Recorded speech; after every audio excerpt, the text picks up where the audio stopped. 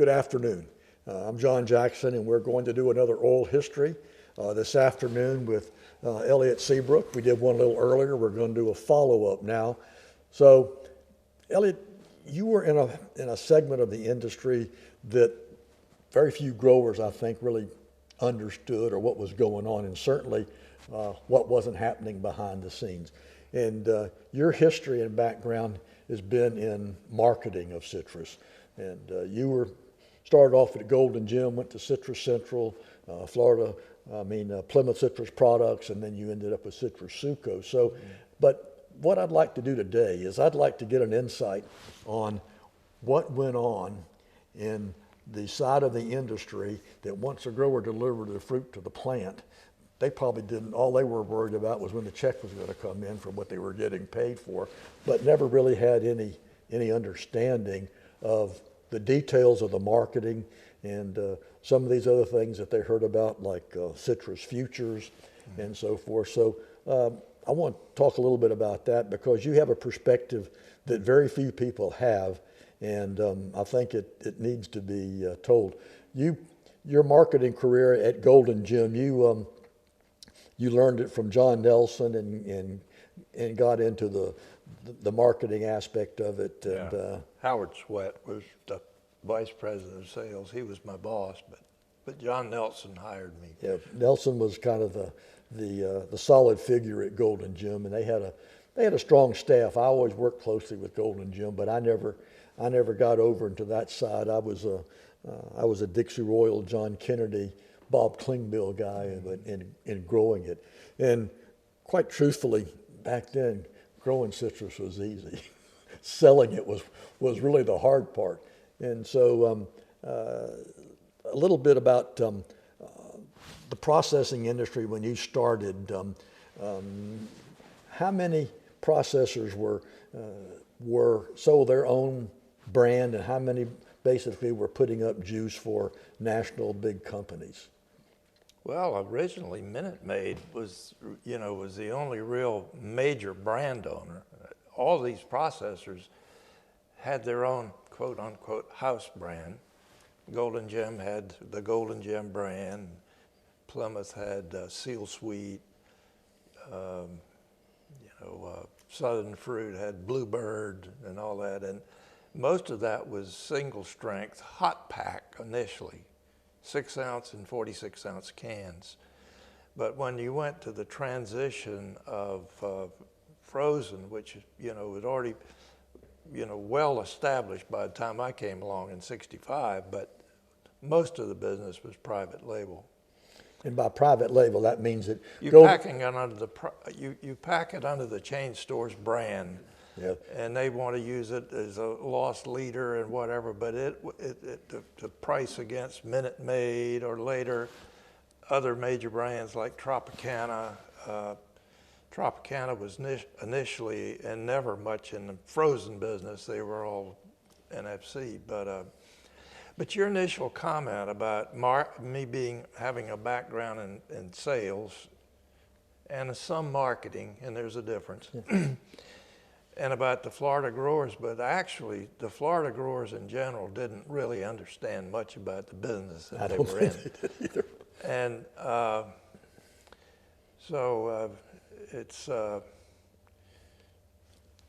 it's it was a commodity. I mean, we were dealing with a commodity, and it's a big supply demand thing, and the growers always felt like the processor sold it too cheaply, and but it was, you couldn't sit on that inventory if you had to finance it. Yeah, people, I don't think, see, those kind of things weren't something that growers really comprehended and dealt with.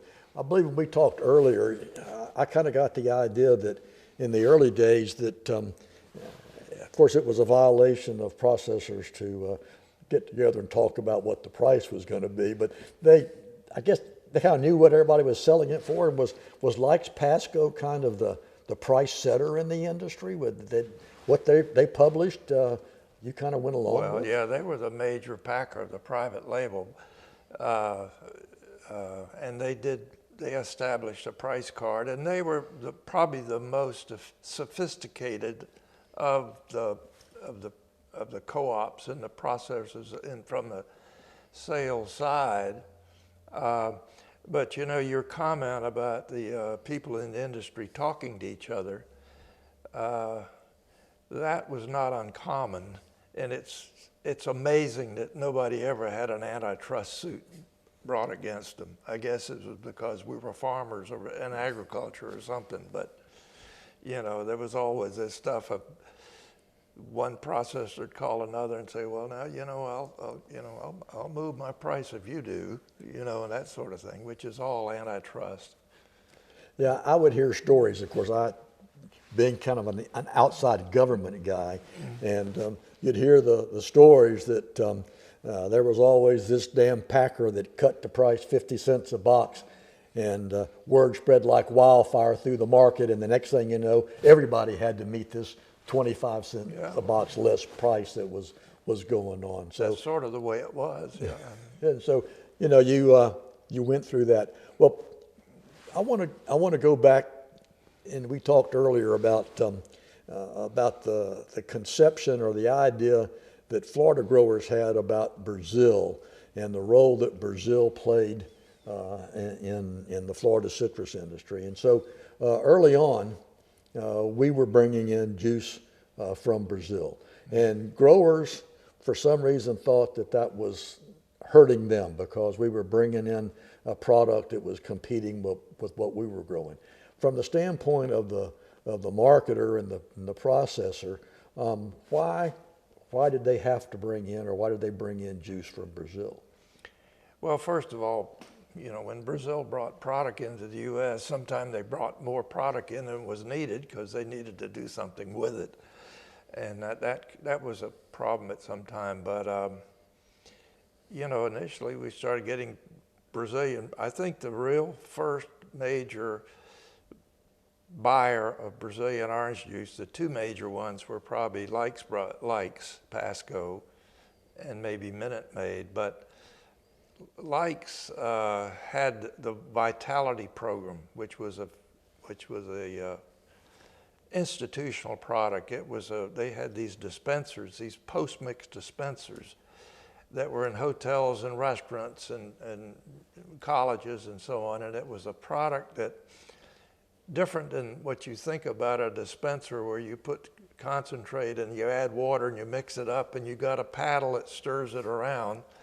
Well, a post-mix dispenser had a Hybrix product in it, and it had a valve called the valve that we used in our dispensers, because Golden Gem started a post-mix. It was a Dole valve, and it was a Venturi valve, and when water flowed through the valve, Venturi effect, it pulled concentrate into the stream and mixed it at the time it served a glass of juice. And it was a good quality product. With Likes, it was 100% Valencia product. And when the freezes occurred back in the 60s and whatever, they were looking for Valencia orange juice, and so they went to Brazil looking for it, because Brazil varieties, even though they were a much smaller industry, they were very heavy, a good color. And so they they invested in, and they were one of the three owners of Citrusuco in Brazil. The other was the Eckes company in Germany, which was in a fine liqueur business and whatever, but they were also had an orange juice business in Europe. And then there was the Fisher family, who was a Brazilian family that was very large in the fresh orange business, export. I mean, everything, apples, cattle, you know, they were a big family company.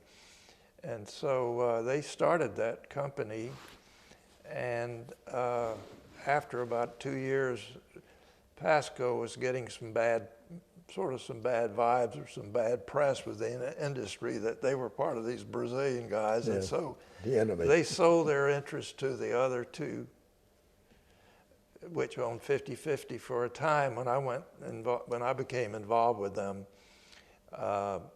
they were 50-50 owners, but in the early 1990s, Fisher bought the interest of the German group, Yankees group. So one reason that we bought Brazilian juice in was it had color. Color. And in Brazil, they grow what? The Pera and Valencia. Was Pera a mid-season fruit that was No, well, they have basically 4 varieties in Brazil. They do grow some early oranges, some Hamlin type oranges, but not a big percentage. But they have what we would call Valencia, and they have Pera Rio and Pera Natal. And Pera Rio is a little bit earlier in maturity, but they both have good color. And the big push came, for Brazilian product after the 1962 freeze, when Florida packed everything but the limbs and the leaves, and somebody said in the can, and the quality went to pot, and we lost 1/3 of the market. And so they had to go back and buy that market back. It took about 5 years for Florida to get back at that level. But the Brazilian product enabled you to take, what happens with a freeze is you lose most a good part of the Valencia crop. You never get to harvest.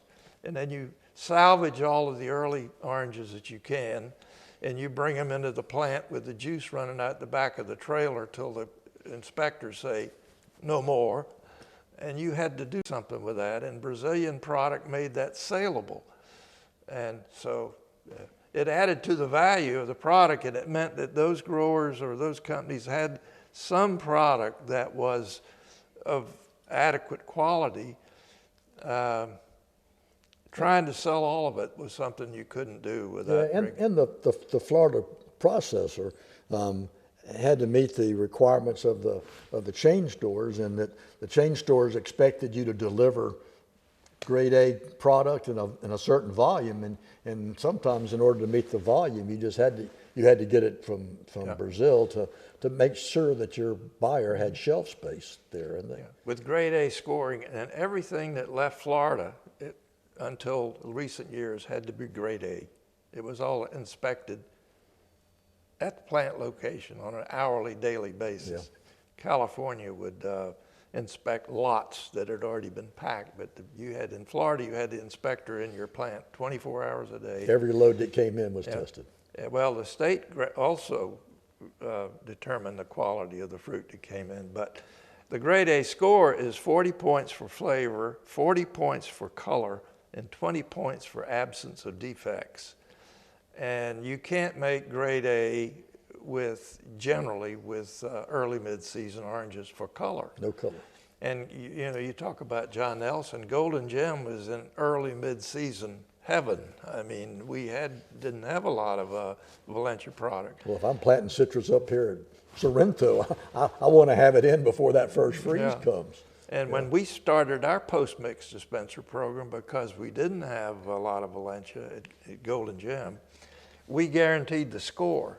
We said it'll be a 95 score, and that's a pretty high score. All the chain stores, they all require grade A, but some of them had higher specs than others. And back to my background being in marketing and whatever. And this is from a guy that's got a marketing background and a business background.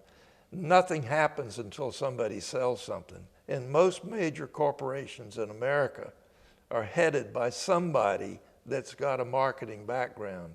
You don't want to let the accountants run your business, or you don't want the guy that's used to running the plant to manage your business. Most, and I could name them for you if you want to go through what was in the Florida industry, but like most all private sector business in America, a guy that's got a marketing background is oftentimes running those companies. I wondered if, why did the Brazilian industry elect to operate through Florida processors? Why didn't the Brazilian just go into Wilmington and set up a plant there and haul their juice in and package it and sell it directly to Kroger right out of their warehouses and their processing facilities? How come they decided to go through Minute Maid and Likes Pasco and Golden Gem to sell their product?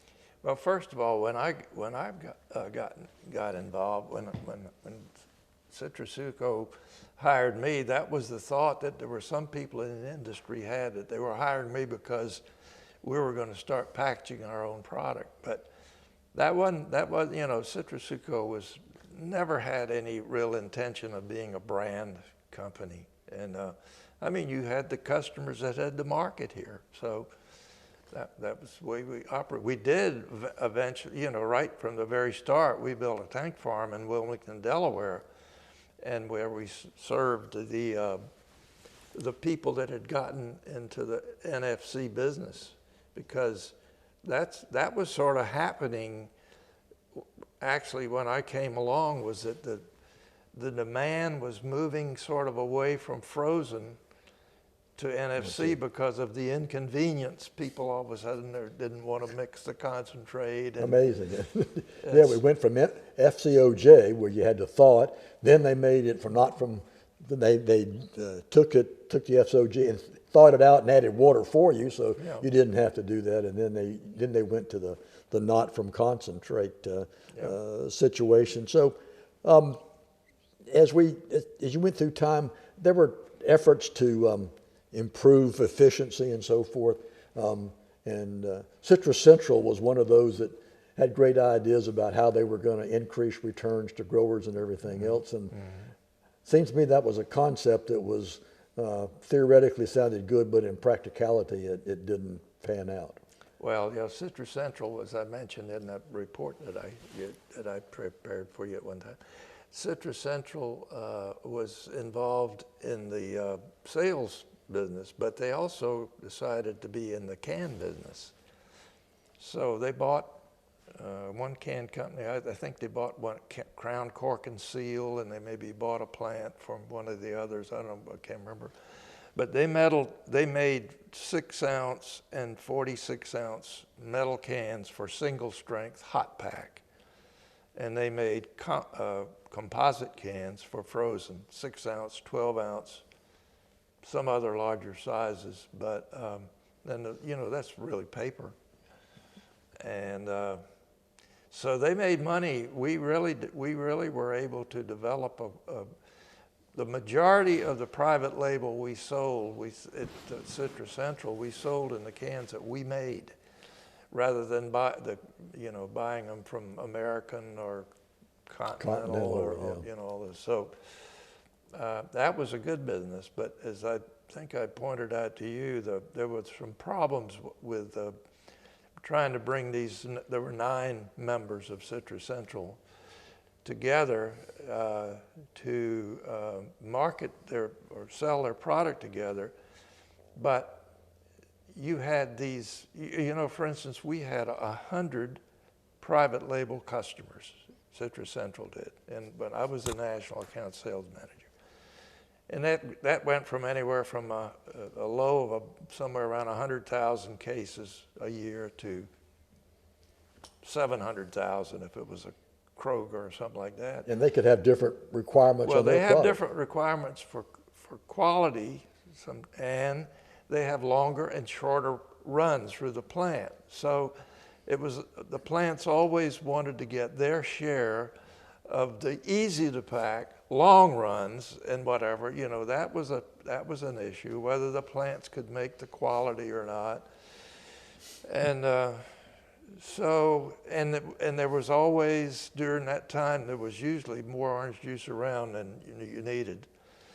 So what I ended up with, instead of ending up with a stronger group that combined their sales and weren't competing against each other, we ended up probably with about the weakest sales arrangement with any particular customer that any one of the 9 members had. So it was a big flop. And I can imagine that the 9 members had pretty strong independent leadership within that organization that were accustomed to getting their own way. And when you have 9 people or 9 leaders that want it their way, and it was kind of a challenge to pacify everybody. But you know, Plymouth, which was the president of Plymouth, was Rip Graves from Vero Beach, and he was the kind of guy that was, you know, he was the president of Florida Citrus Mutual, and he was the chairman of the Florida Citrus Commission, and he was a wise guy that, you know, he encouraged Plymouth to go along, although the Plymouth manager before I was there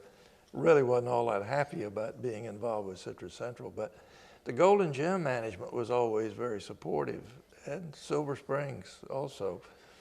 But, you know, my buddies over it that I used to know from Lakes Pasco and got to know a lot of them very well after we retired. One was Jerry Rice from Lakes Pasco, but they always used to refer to us as Circus Central.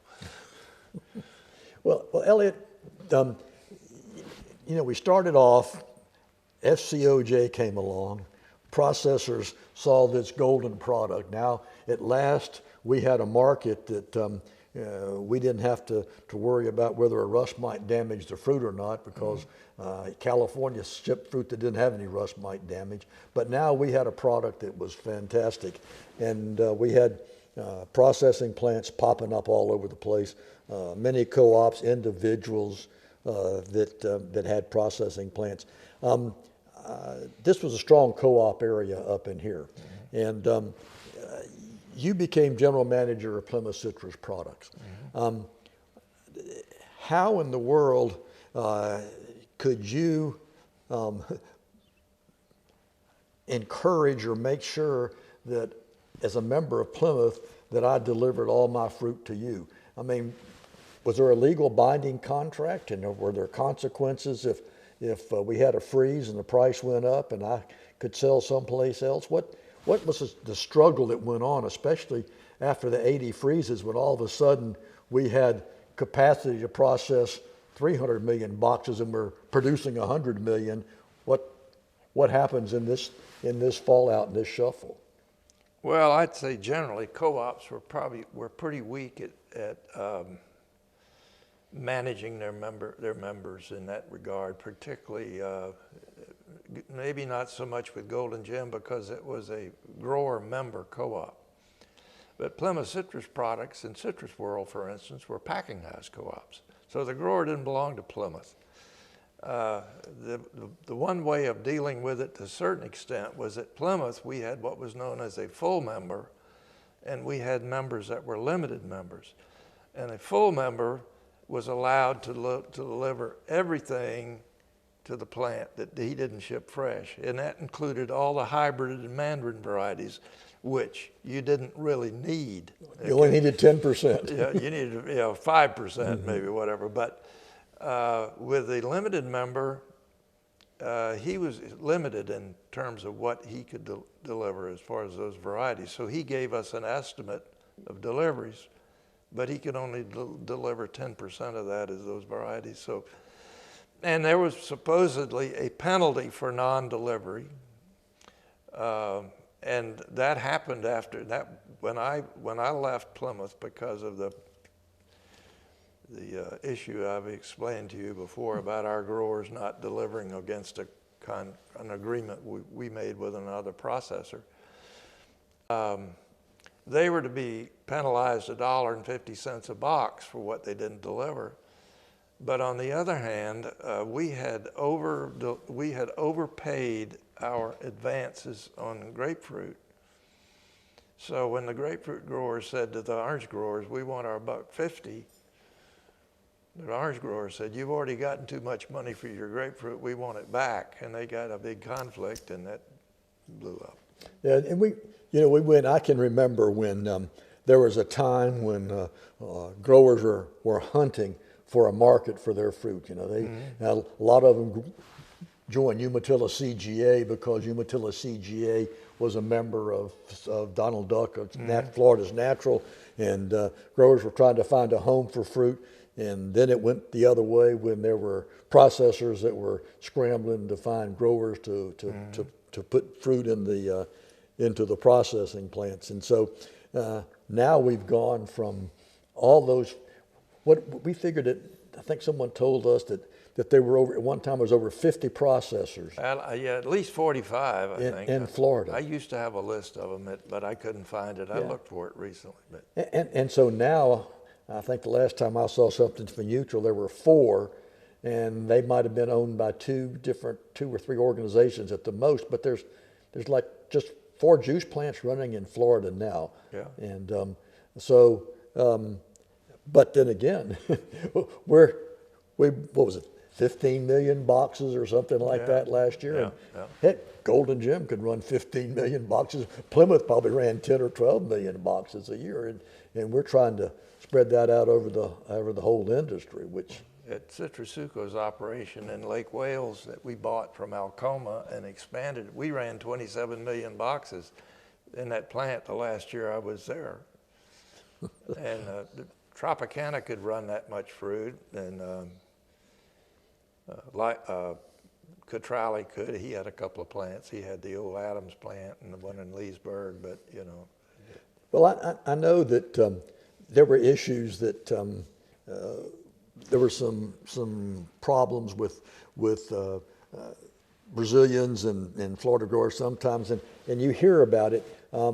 Talk to me a little bit about the issues with dumping. What was that in? What was that really? Was that Florida processors thinking that Brazilians were bringing in more than they were allowed to, or what was dumping all about? Dumping is, you know, if you're a foreign deliverer into the United States, particularly of an agricultural product like orange juice, you are guilty of dumping in one of three ways. You either are selling the product in this market under your cost of production, or you're selling it in this market at a price that is below what you sell it in your own country, or you're selling it at a price that is lower than you are in another major market. In our case, we always use Canada because that was a major market for us. So when we were accused of dumping by Florida Citrus Mutual and even Alcoma back then, when Phil Hernan was a big mover in that,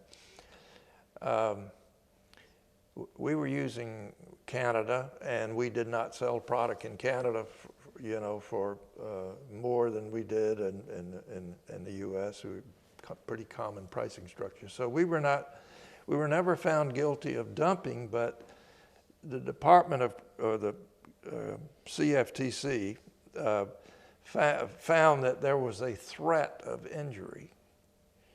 So they required us for 2 years, that every sale we made in North America, we had to deposit 2% of that sales value with the Department of Commerce. And if we were free of dumping after the end of that 2 years, that money was supposed to come back to us. But what happened was in the USDA, the Department of Commerce, and they had ways of playing games, and so they published a notice in Tampa on a bulletin board somewhere that they were going to liquidate those entries, and we didn't find out about it till it was beyond really what we could do legally about it. We went to court over it, and the judges said, "No, you should have." Responded when the notice was posted. You should have challenged this earlier. And so I was able to find a law firm and some support in the U.S. Senate and whatever to get a private bill passed where they were required to return that money to us. So we did get it back, but dumping was the concept was that supposedly that our government was going to keep foreign producers from unfair competition with U.S. producers. Well, see, not only did you have the price, but we had the highest duty of any food product that came into the United States, which was 32 cents a pound solids. So the Brazil had to have pretty good cost to be able to bring it in. Yeah. But there were times when Brazil produced more product than they could store. And we had these tank farms up here, and they would push it into the U.S., and that was an issue at times. I've been to Brazil twice. You've been to Brazil 150 times. No, not that many, but 50-something times. Yeah. So Tell me a little bit about the Brazilian citrus industry. I know that there were Cutrale, Citrasuco, some big ones, but does Brazil have a lot of smaller growers, or is it dominated by big-time growers? And they don't have a Capra Volstead, so I assume that the big growers can pretty well work out an agreement among themselves what they're going to market it for. Well, the government still has something to do in Brazil. There's a minimum that is established that they have to pay the grower every year. And they used to, the Brazilian government used to issue an export license that required that the seller return so much a metric ton against that contract.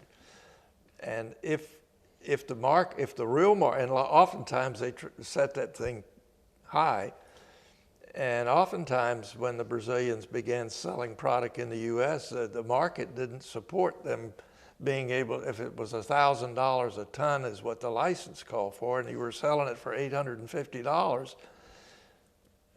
you had a problem.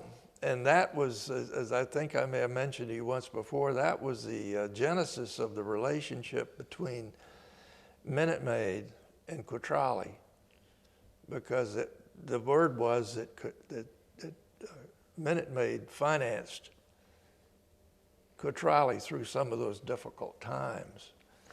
And once anybody else got in business, you could call on Minute Maid all you wanted to, but you could never get any of the business.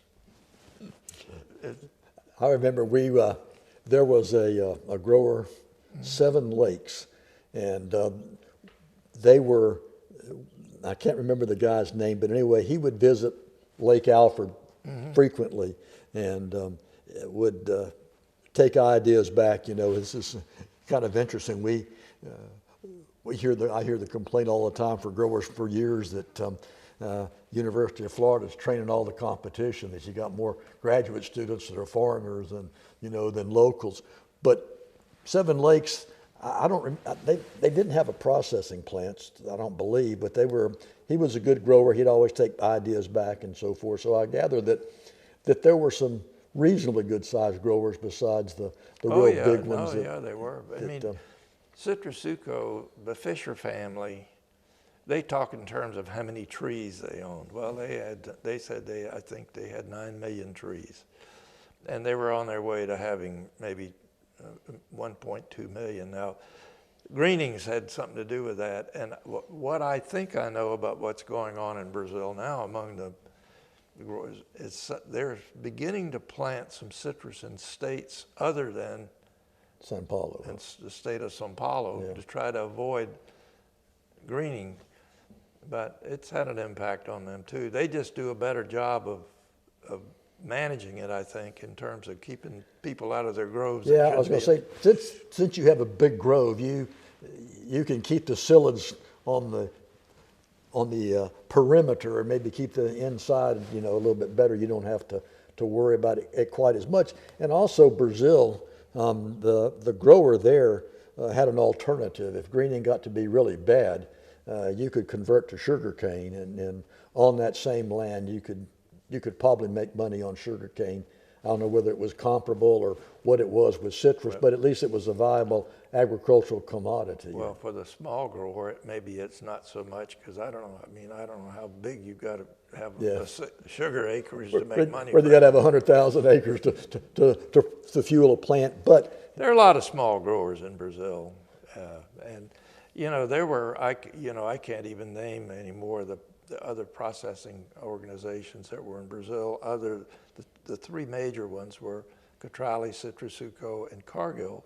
There was a pretty large co-op that never was very successful, and then there were groups of the smaller guys, but it was pretty much all the big ones that brought the product in. So Citrasuco was a diverse, dynamic organization, and how did you and Citrasuco get together? You were at Plymouth Citrus Products, and they recruited you. They needed a Florida contact person that knew the processing industry. Well, I had gotten to be a customer, and they got to know me, and they knew that I had a sales background, and so I think that's probably why they offered me an opportunity, which is the best thing ever happened to me from a business perspective in my life. Because, you know, and one reason that I had other opportunities in Florida, but as I think I've told you before, I just got a little bit tired of dealing with growers. Because, you know, you talk about co-ops and whatever, growers have a tendency to drop in and out depending on what is on their, you know, and they'll get out of the co-op in a flash if the cash market's good, but when things go bad, they want to get back at knocking on the door, you know. We swear this time. Yeah, we're not leaving you. Yeah, but that was always some of that. But well, Citrasuco was they funded a eminent scholar in Gainesville and some other things. It's not as if they were out to put the Florida grower out of business. I think that they were here to enhance not only their deal, but I mean, it was good for the Florida grower that Citrasuco was involved. Well, I realized because of my involvement with the University of Florida, being on the Share Council and the foundation, that most of what Brazil and other countries knew about growing oranges, they had learned from Florida or maybe California. And I suggested to my stockholders that it might be a good thing for them to do something to show appreciation for that. So they came up with $600,000, and the state matched it with $400,000, and they funded a chair in biocontrol. And that's where insects eat bad insects. Well, you know, and I observed that there were several professors at the university that were pretty savvy, and they were more than willing to take on foreign grad students. And because they knew that as soon as their grad student got his degree and went back to the Philippines or Cambodia, wherever, that invariably they were going to need a consultant to come help them out. Yeah. Oh, my major professor in Gainesville, he's perfect. And I don't want to pick on anybody, but Al Cresdorn traveled all over the world because his grad students were all over the world. And I don't think that had any negative impact on the Florida citrus industry, because Al Cresdorn is in Venezuela and he comes across this red navel. We don't have a red navel in Florida. So the next thing you know, Cresdorn gets Cara from Venezuela, and it's brought to Florida. You know, and so there were this kind of interaction that went on that sometimes I think was misunderstood. And there were other things. You talked about arbitrage, and that fascinated me. And tell me again, that was a way that you could bring the product in and ship it out and not pay the duty or something? Well, yeah, we saw that was going to be an opportunity. It never materialized in a big way because of what's happened with the industry. But the idea was that if you bring Brazilian product into the U.S. and you pay the duty on it, you can recover 98% of that duty if you export a like product. So our idea was that we were going to bring Brazilian in, pay the duty, and then we were processing it in Lake Wales. We were toll packers on a lot of fruit for Trop and for Pasco. But we were producing, you know, of the 27 million boxes that we probably ran, 10 million of those were our boxes that we had to find a market for. And our idea was that we can sell that, we can export. We've got the ships that bring it in. We've got the ships that can take it away, that we could export product to Europe and get a higher price in Europe for Florida product than we could get in the U.S. And Citrasuco was happy to send it to Florida, have it processed and shipped to Europe, because they weren't paying much of a duty on it, rather than shipping it directly to Europe themselves, because... Well, it was just something that we could do to make money, you know. But like I said, it never, it didn't really materialize to the extent that we would have liked to have. But, you know, you have to examine all these options and everything else. Well, now that greening has completely turned the industry upside down and so forth, where do you see us going? How is Florida going to survive? Is Brazil going to continue to support some of these processors? I know that Mexico's bringing a lot of product in now to keep the processors going, but if you're only producing 10, 15 million boxes, you're going to have to do something if you're going to stay in business. What does your crystal ball say as far as where we're going to end up? Well, like I said, Brazil is trying to plant more trees by going somewhere else. But they're, you know, the question is not only is Florida going to survive, it's whether Brazil's going to survive, and to the extent that they have.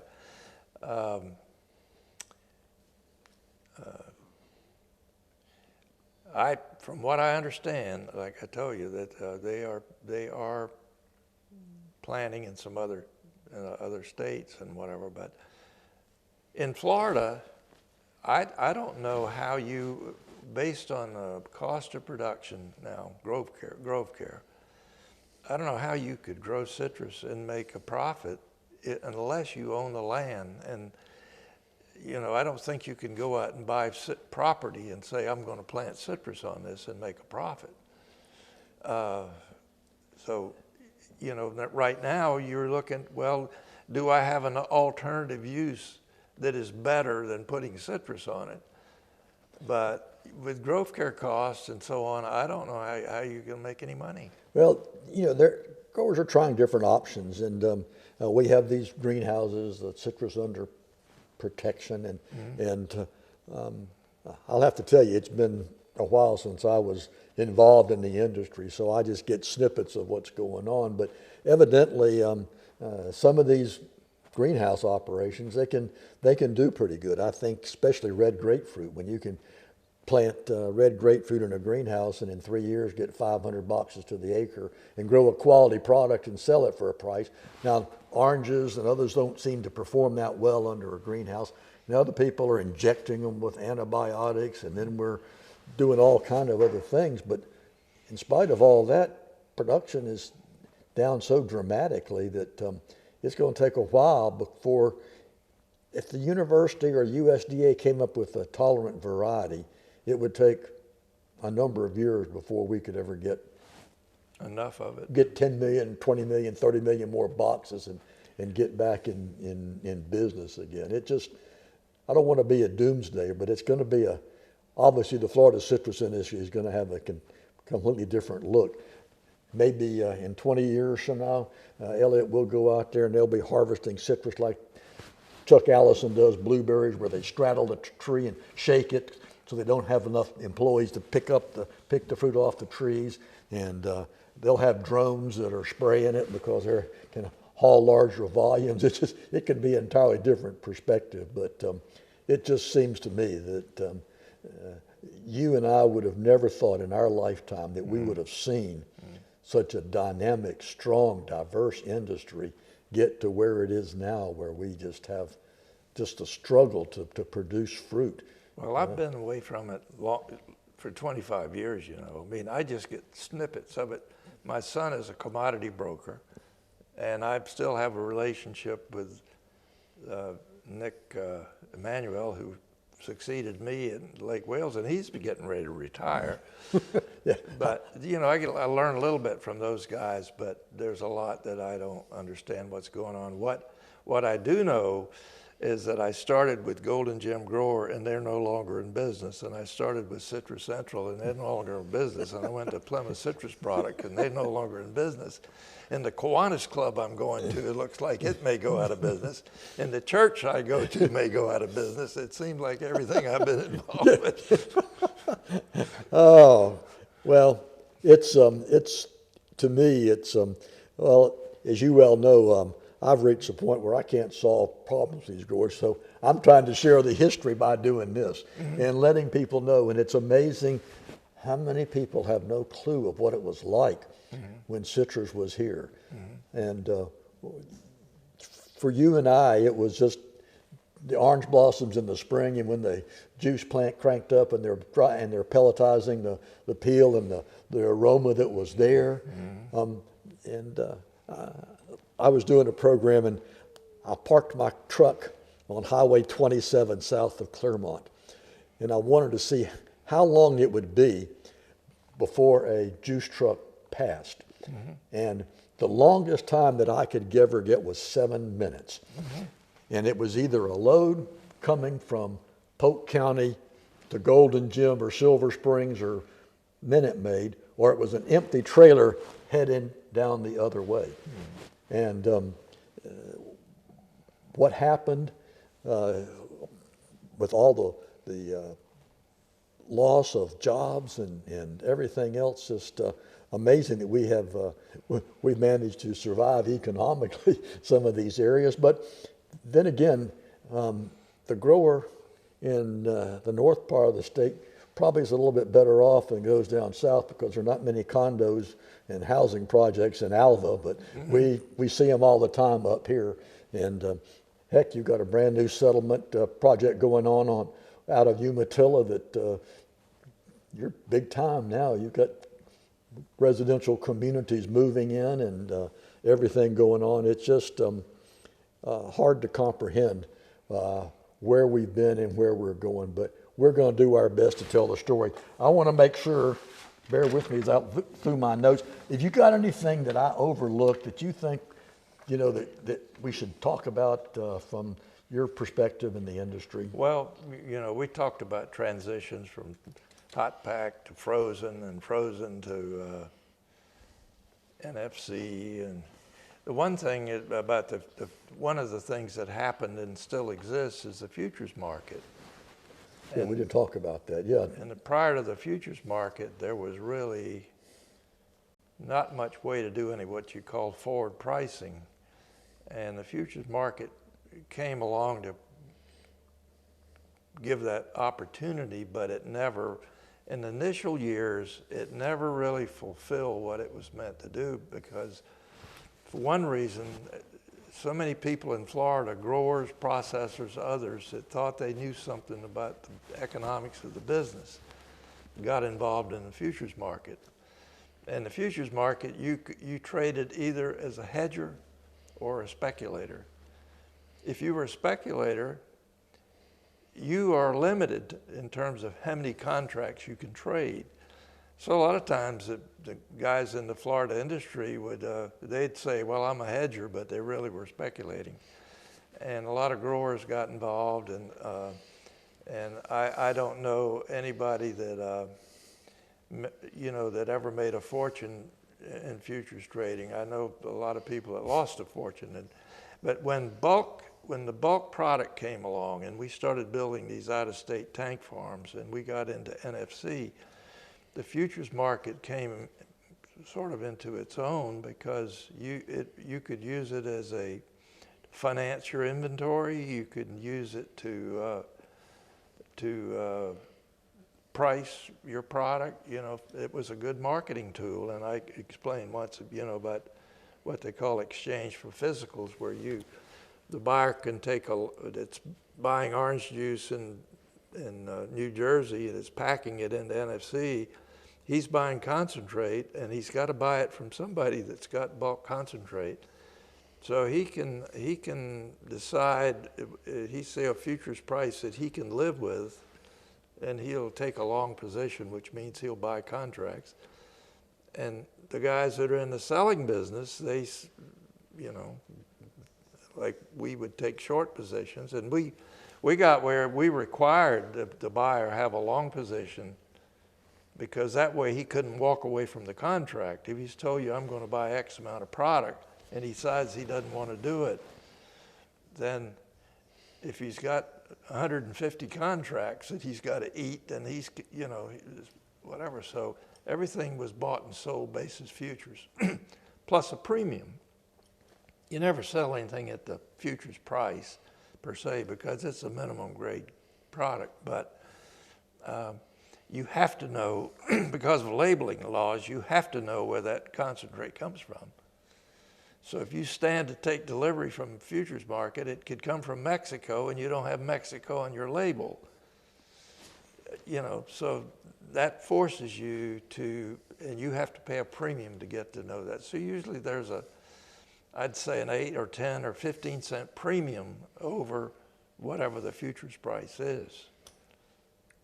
I can remember early on when the futures started, and growers, I think, had a very rudimentary understanding, and they thought, well, shoot, what I can do is I can decide what's a reasonable price for my product, and I can just sell it now and not worry about anything.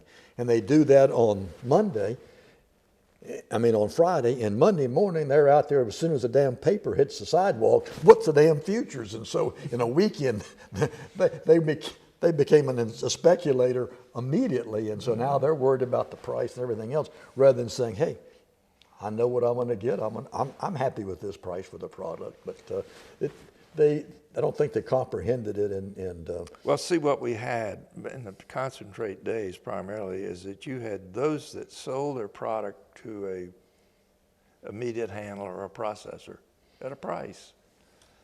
They didn't need a futures market. They couldn't increase the price, and they weren't going to it wouldn't go down. It wasn't going to go up.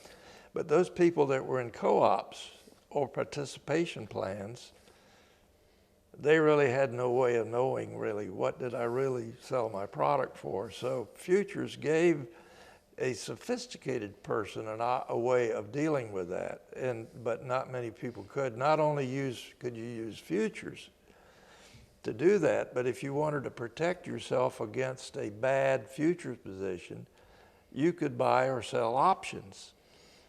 And options give you the right to buy or sell something at a price. And that costs you something. That option costs, but it's like an insurance policy.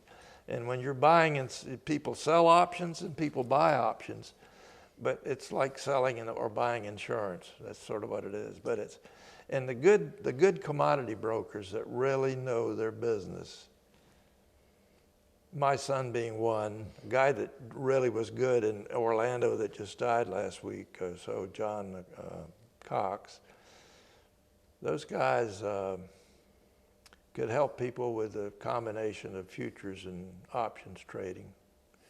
And now that the open interest in the futures market is still about 8,000 contracts if you look every day at the futures market, so there's somebody still using it. Well, my dealing with futures and contracts were that a freeze is coming, and I'd get a call, how bad's this going to be? Oh, they're coming in? How bad's this going to be? What's going to be happening? And we put together FAWN, the weather network, and I understood that there were a lot of futures, including your son, who watched it diligently to see how cold it got and could translate into what kind of damage. And they've got they've got weather services other than what you were doing too. To figure it out. Yeah. Well, you sometimes hinted to me that you thought that people perceived you as the enemy, that you were on the other side because you were associated with Brazil. But to me, your story is fascinating, and if you and others like you that knew the industry didn't get involved like this, it could have gone a whole different direction. We could have had misunderstanding. But anyway, I guess what I'm trying to say is that we're fortunate that you got into it and you saw it from that perspective of having been involved with Florida and interacting with the Brazilians, so that it worked in the mutual benefit of everybody. And well, the people in the industry that knew what was going on, I mean, I never lost any sleep about it, I have to tell you, but I don't think that they saw me as a black hat. It was people that really didn't understand the business. That's right. So you was a black hat, but I've never worried about that. Well, I appreciate you sharing the deal. And like I told you earlier, my early education was from John Nelson at lunch. And so I never really had that kind of an understanding of it. But this this sheds a whole lot of light on it. And here again, you and I have reached a point where we aren't going to impact the industry, but we can damn sure tell our story and share it and have things that go on. And it's interesting, we can get different perspectives. Brenda and I went to Tallahassee and did an oral history with Bobby McCowan. And it was fascinating. And Bobby shared a story how he was in a golf tournament with somebody from Bluebird, I think, from Southern Fruit. And this guy slipped out something that Brazil was going to do this. Bobby packed his bag up and headed out because he knew that was going to have this kind of an impact and everything else. And so Bobby's representing Florida growers, and he's, whatever this was, a dumping deal or something. But anyway, so I thought, it's fascinating. We hear one side of the story. We don't hear the other side, and then sometimes we need to hear the whole picture to see it. So we've gotten to this point. It's been a great ride for you and me. We've had fun doing it. We've met people. You've traveled, you've done things, and it's marvelous.